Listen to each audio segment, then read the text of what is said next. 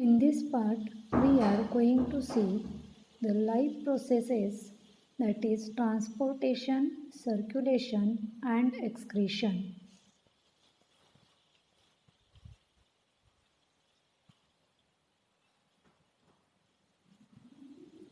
Transpiration is biological process in which water is lost in the form of water vapor from the aerial parts of the plant. Generally, the process occurs through the stomata. The loss of water from the leaves acts as a straw effect and pulls water upward from the roots. Transpiration also acts as an excretory mechanism in plants as it helps to get rid of excess water.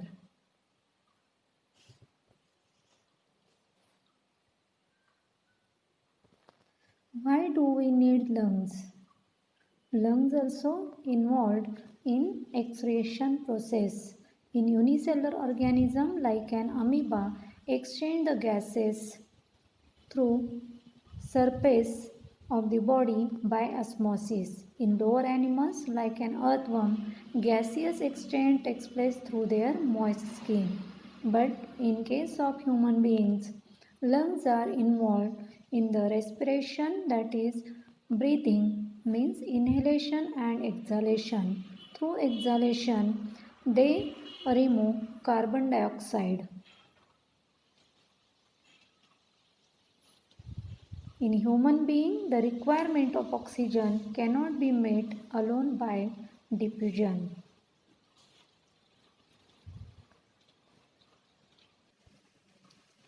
Another physiological process, that is life process, is transportation in human beings.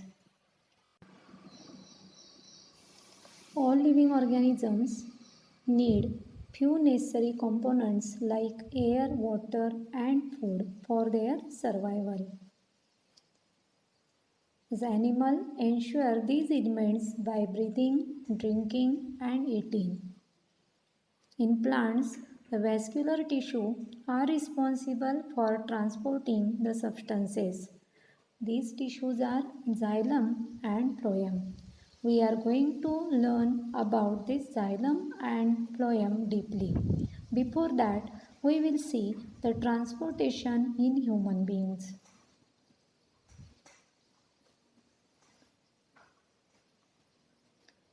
Transportation in human is done by the circulatory system. The circulatory system in humans mainly consists of blood vessels and heart. It is responsible for the supply of oxygen, nutrients, removal of carbon dioxide and other excretory products. It also helps to fight the infections. Now,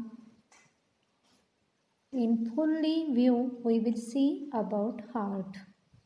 The muscular organ which is located near the chest slightly towards the left in the thoracic region. It is the main pumping organ of the body. The human heart is divided into 4 chambers which are involved in the transportation of oxygenated and deoxygenated blood. The upper 2 chambers are called atria, whereas the lower 2 chambers are called ventricles. Now we will see how circulation takes place in heart. Veins collect deoxygenated blood from different parts of the body in right atrium. Again from right atrium towards the right ventricle. Thus circulation from the blood from right ventricle towards the pulmonary arteries takes place. From pulmonary arteries towards lungs for oxygenation, that is for purification. This purified oxygenated blood is taken towards pulmonary veins and pulmonary veins taking this blood towards left atrium. From left atrium it goes to the left ventricle. Thus, actual circulation takes place. Then, this left atrium taking this blood towards left ventricle and left ventricle towards the arteries. Means arteries carries this oxygenated blood to the different parts of the body. Thus, it starts from veins which collect deoxygenated blood. It purifies the blood in the lungs with the help of oxygen, and it is carried towards arteries, and that carry oxygenated blood to the different parts of the body. This is the structure of heart. Here we have given the number, and according to that you will see the different parts of the heart.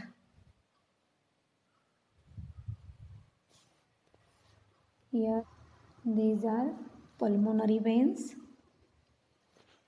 This is right ventricle. This is left ventricle.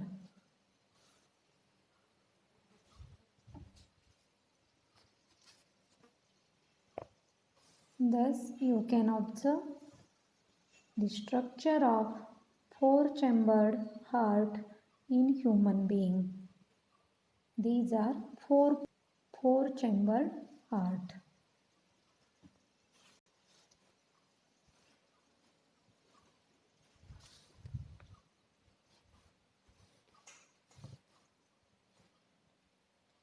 Blood vessels are three types: arteries, veins and capillaries. Arteries are wide and thick. They do not have walls. Veins are thin-walled with the walls and carry deoxygenated blood. Arteries are carrying oxygenated blood, and capillaries, arteries which divide repeatedly to form very thin-walled vessels called as capillaries. Thus, these are three components which are used for the circulation. These three are called as blood vessels. Then what are the differences in arteries and veins? Artery carries blood away from heart. Veins carry blood towards the heart. Artery is with thicker wall. Veins are with thinner wall. Pulmonary artery carry deoxygenated blood. Pulmonary vein carry oxygenated blood. Arteries have rigid walls. Veins have comparatively thinner walls. Blood flows under pressure through an artery, and blood flow through vein is much calm. Lumen of artery is narrow and lumen of the vein is comparatively wider. Here you will see the difference in their diagram also. Difference between arteries and vein. Artery, there is absence of wall. For vein, there is presence of wall.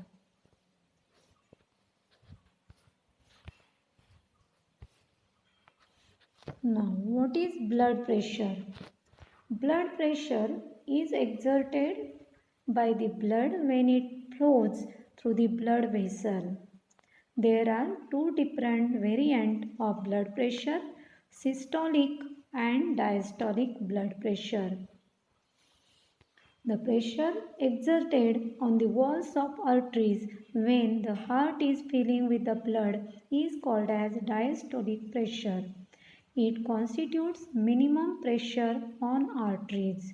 The normal range of diastolic blood pressure should be 60 to 80 mm per mercury, mm of Hg, that is mercury. And the pressure exerted on the walls of arteries when the heart is pumping the blood means diastolic, means the blood pressure created on the walls of the artery when blood is filling inside, and pressure exerted by the blood on the walls of the artery when it is pumping the blood, that is systolic. Thus, it constitutes the maximum pressure applied on the arteries. Its normal range is 90 to 120 mm of mercury.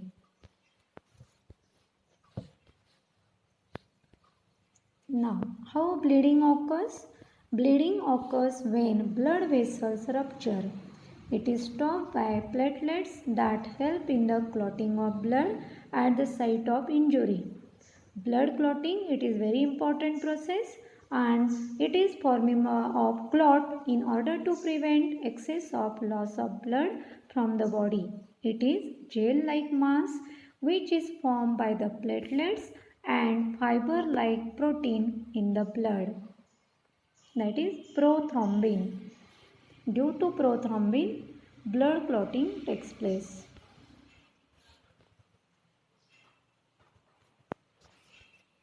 In human being, circulation is double circulation. It's through the heart twice. Therefore, it is called as double circulation.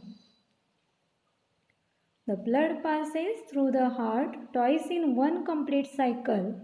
This ensures complete segregation of oxygenated and deoxygenated blood.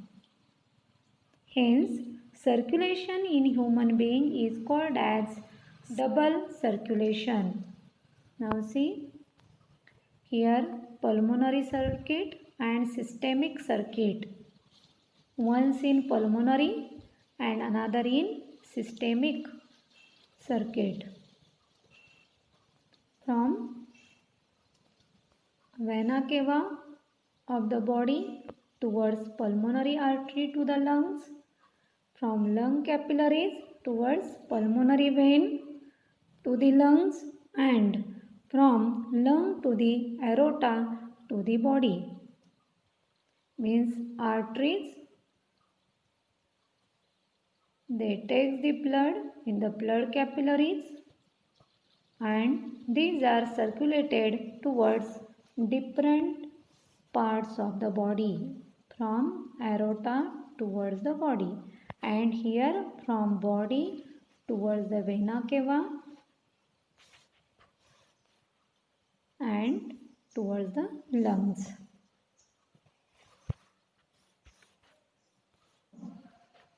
You will see the transportation in plant.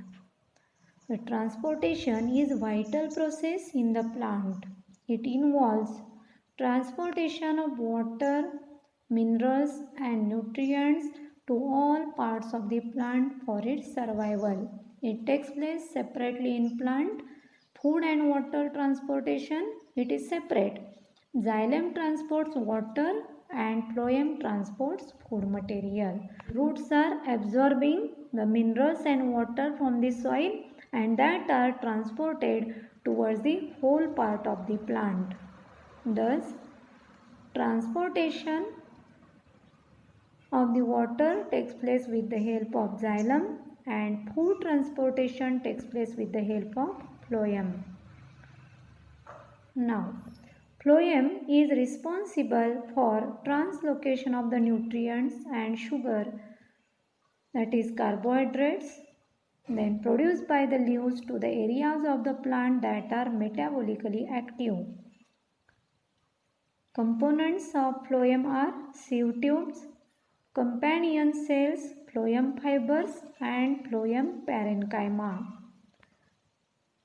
The flow of material through the phloem is bidirectional, means it takes place two ways, both ways. It takes place both ways, means upward and downward.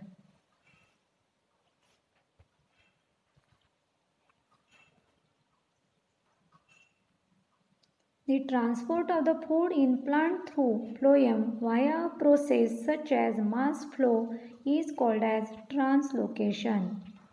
Photosynthetic, that is sugar and organic molecules such as amino acids, organic acids, proteins and inorganic solutes like potassium, magnesium, nitrate, calcium, sulfur and iron from source tissues to the sink cells. Material like sucrose is loaded from leaves to the phloem using energy molecules, that is ATP, adenosine triphosphate. Such transfer increases the osmotic pressure, causing movement of water from nearby cells into the phloem. The same pressure is also responsible for the transport of substances from phloem to the tissues where food is required. Such translocation process you can study by this diagram. Here xylem vessels, that is transportation of the water takes place, and phloem, that is translocation of the sucrose.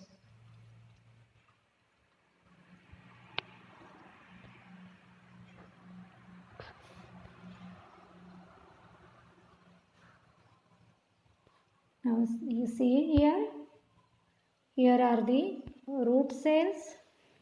They sing, they are deeply present in the soil, they are absorbing the water and minerals.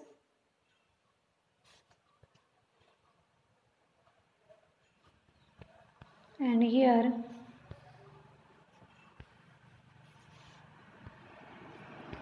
translocation of the sucrose of the sieve tubes of the phloem. From the sieve tubes towards the xylem, water moves back into the xylem by osmosis. Here, water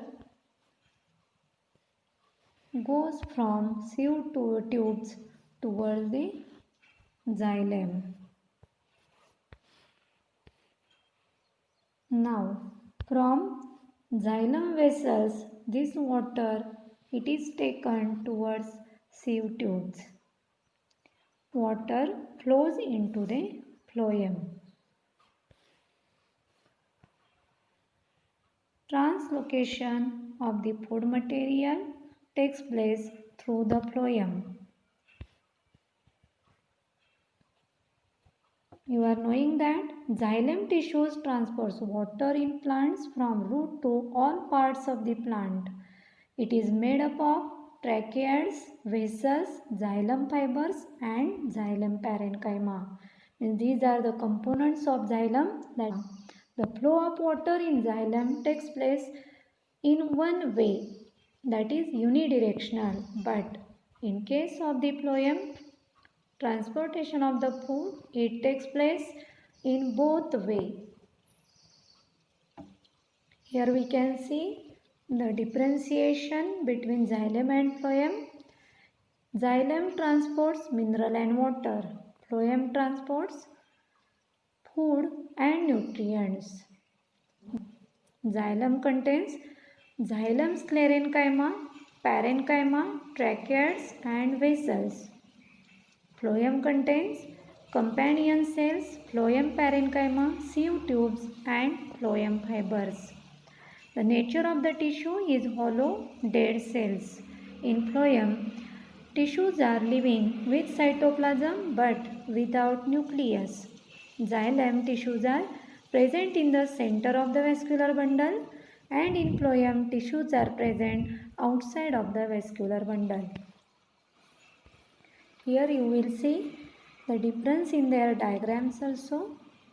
In xylem, movement is one way, and in phloem it is both way. Cells have end walls with perforations, and here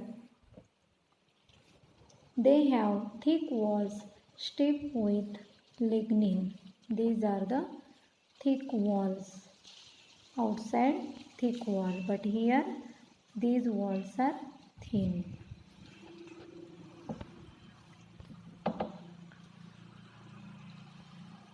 Root pressure is osmotic pressure within the cell of the root system. It causes sap to rise through a plant stem to the leaves.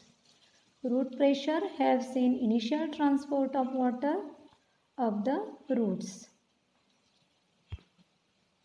Water is absorbed by the roots and transported by the xylem to the upper parts of the plant.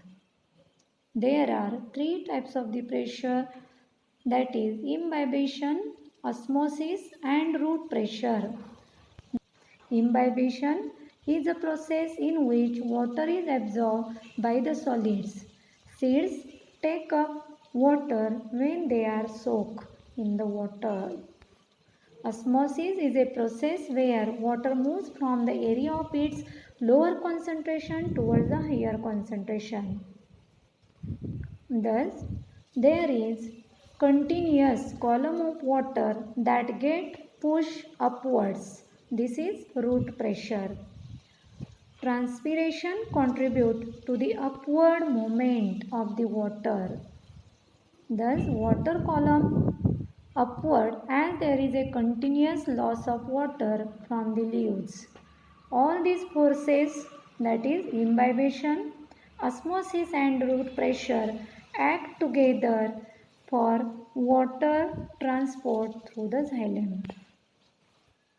In this way, transportation of the food and water takes place by phloem and xylem in case of plant body. Now we will see about excretion process. Excretion is the process of removal of harmful metabolic waste from the body of an organism. It may be plant or animal. Plants also produce waste product during their life process, but very slowly and in small amount. The main waste product in case of the plant, that is carbon dioxide, water vapor, etc. through the stomata and lenticels. Excretion in unicellular organism, it takes place by contractile vacuoles. Undigested food in the unicellular animals is excreted when the food vacuole merges with the general body surface and opens to the outside. Excretory system of the humans. Mainly, the excretory system of the human consists of pair of kidneys, pair of ureters, urinary bladder and urethra. It produces urine as a waste product. Here, waste products are produced even when we sleep. They are carbon dioxide and urea. Main function of the kidney is filtering waste material, medications and toxic substances from the blood. It regulates osmosis, it regulates ion concentration in the body, pH regulation, regulation of extracellular fluid volume, secreting hormones that help to produce red blood cells and promote bone health. It regulates blood pressure also. Here you can see the structure of kidney. Here kidneys are bean shape. This whole is the excretory system in the human. These are the pair of kidneys. These are the ureters. This is urinary bladder. And end part of this excretory system in human is urethra.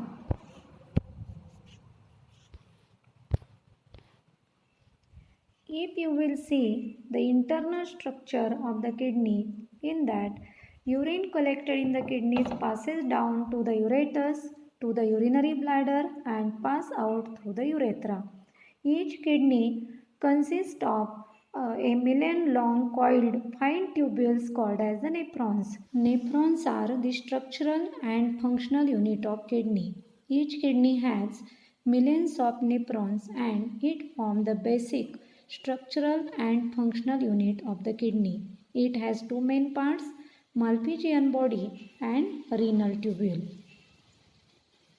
Malpighian body is made up of cup-like structure called as Bowman's capsule. They together filter waste material along with many useful substances, means Bowman's capsule, and bunch of capillary called as glomerulus. Here you can see the structure of nephron. This is the whole structure of nephron in that cup shape. It is Bowman's capsule. Inside of that Bowman's capsule there is glomerulus, which contain blood vessels. This body has here folded tubular structure, and this is inner medulla and outer medulla. Thus,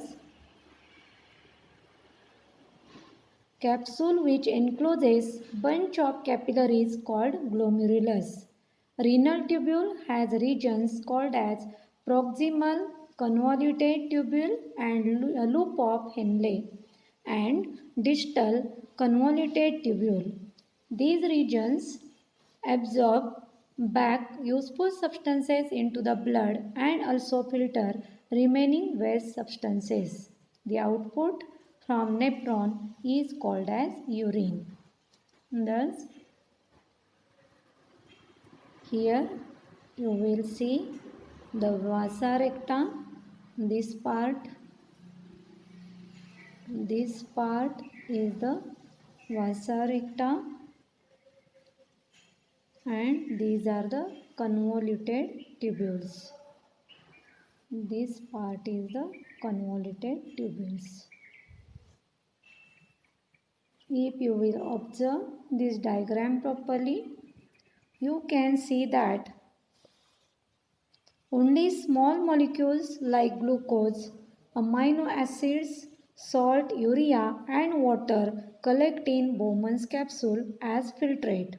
The filtrate collects in the collecting duct of the kidney, from where it is carried towards the ureter. Ureter then passes this filtrate to urinary bladder, and from here urine is ultimately passed out. Large molecules like protein go back to the blood capillaries.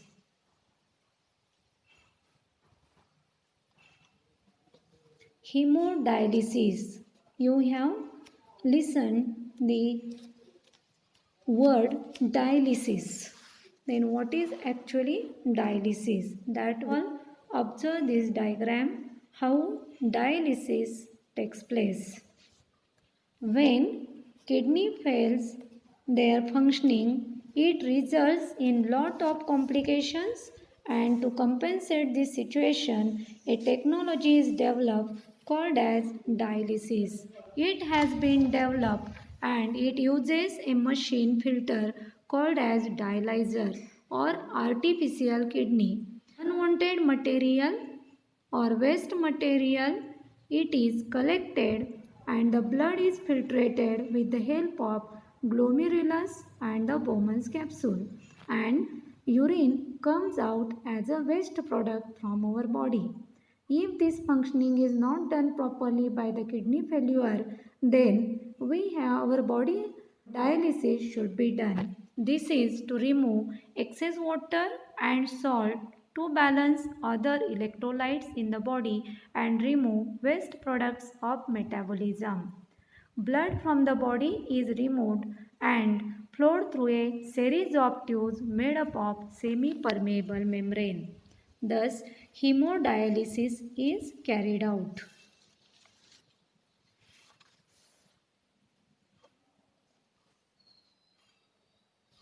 Here, patient whose kidney failure is body of the patient. From one side, impure blood is removed out with the blood pump of the dialyzer, and from the other side, pure blood is given, that is clean blood is given in the body of the patient with the help of dialyzer. This whole technique is called as hemodialysis. Hemo means related with blood. The excretion in plant. The cellular respiration, photosynthesis and other metabolic reactions produce lot of excretory products.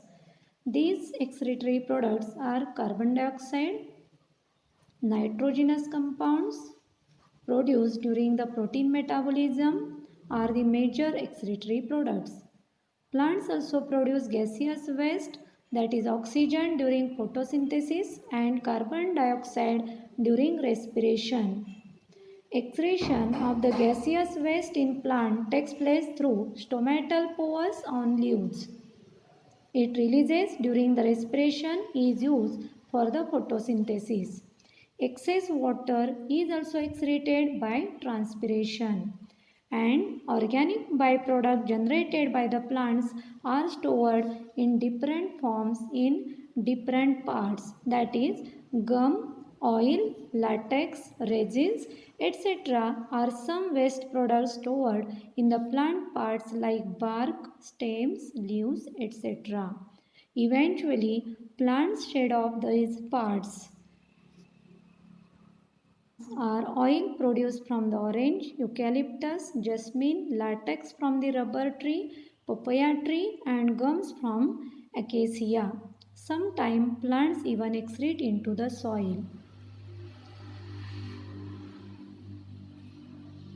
So from this figure you can see that the plant which gives out the latex, here it is collected from the rubber plant, and this is the gum from the bark of the tree.